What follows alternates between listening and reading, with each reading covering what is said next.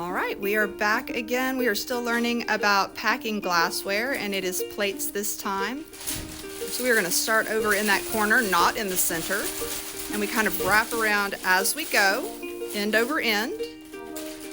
And we bring it back and do the exact same thing one more time. Not extremely tight, you want to give it a little bit of looseness there. I'll demonstrate again.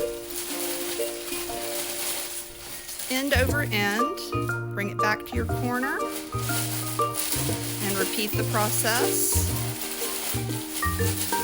And she is stacking those over to the sides so that when she packs them in the box, they're not falling over and she's having to pick them up. She'll put them all in the box at the same time. End over end, and again with the second layer.